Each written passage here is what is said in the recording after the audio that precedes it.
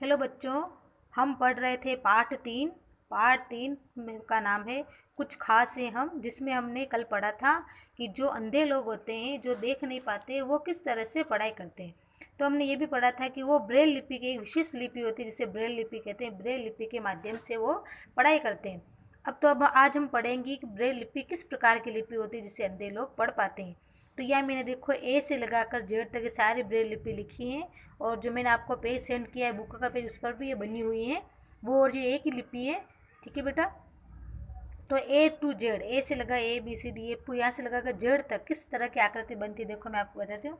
ये ए है। ठीक है। ए में ये जो बड़ा गोला दिखाई दे रहा है, इस बिंदु से अंगुली घुमाकर महसूस किया जाता है। अब कैसे पता चलेगा? तो इसके लिए क्या होता है, ब्रेल लिपि को महसूस करने के लिए जैसे कि मैं आपको बता रही हूँ कि मैंने यहाँ पर इस पेन से इस पेज पर अच्छा सा छेद किया। ठीक है, दबा दिया। छेद करने के बाद हम इस पेज को पलटेंगे। पलटने के बाद हम ऐसे अंगुली घुमाएंगे तो हमें ये उभरा हुआ महसूस होगा। ठीक है। तो इस उभरे हुए उल्टे पेज से पता चलता है कि इस पर क्या लिखा हुआ है। ठीक है। तो ए की आकृति बनानी है तो ए इस तरह ये इस छेद को उभारा जाता है।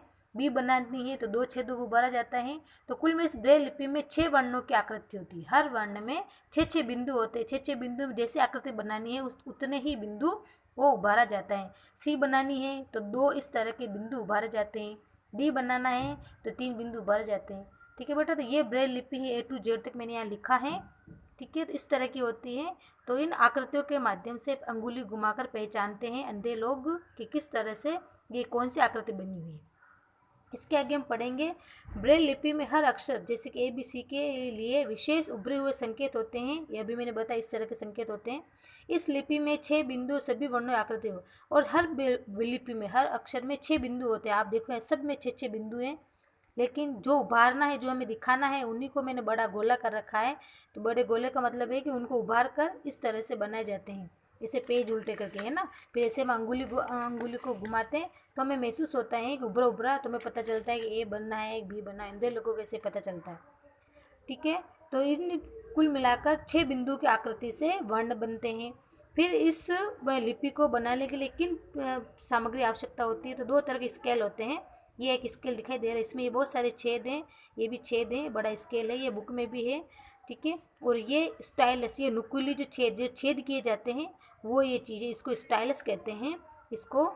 तो इससे छेद किए जाते हैं और इस स्केल के ऊपर रख कर बीच में कागज़ को डालकर फिर इसके ऊपर इस नुकीली पेन से छेद किए जाते हैं, जिससे पता जो आकृति बनानी होती है वो छेद किए जाते हैं।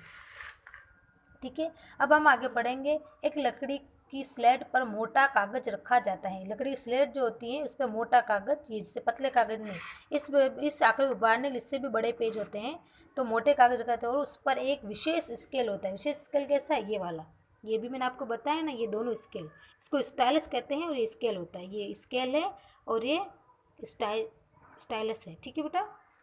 तो हम पढ़ रहे थे कि विशेष स्केल होता है जिस पर 6 बिंदुओं की आकृति का समूह लाइन में बना होता है।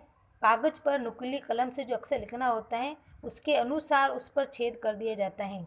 जैसे कि यदि अंग्रेजी भाषा का ए वर्ण लिखना है तो बिंदु 1 पर नुकीली कलम से छेद किया जाता है। इस नुकीली कलम को स्टाइलस कहते हैं। मैंने आपको भी पहले बताया था ना कि एक लकड़ी जो मोटा कागज होता है उस पर नुकीली जो स्टाइलस और स्केल है, इन दोनों के माध्यम से इन पे आकृति बनाई जाती है।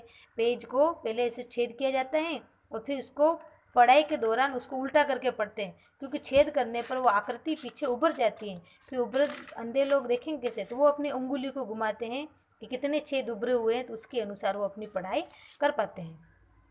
इस आकृति को जो नुकीली कलम होती है उसे स्टाइलस कहते हैं। ये देखो स्टाइलस ये है। ठीक है। ये दोनों सेम ही है, स्टाइलस है।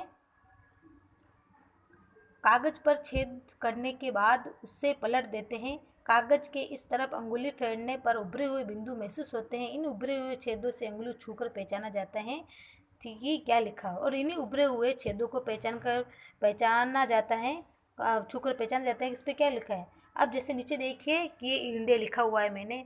अगर हम ब्रेल लिपि को पढ़ पाते हैं, देखिए अगर हम ब्रेल लिपि हमें याद हो जाती है तो इससे के द्वारा हम कुछ भी अक्षर बना सकते हैं, कोई भी मीनिंग बना सकते हैं, कुछ भी लिख सकते हैं। जैसे कि इसको देखकर मैंने यहाँ पर बनाया इंडिया। इंडिया का क्या है? आई। इसमें आप देखो आई कहाँ है, आई, ये है आई। आई में इस तरह की आकृति है, तो हमने यहाँ पर इस तरह की आकृति बनाई, आई बना।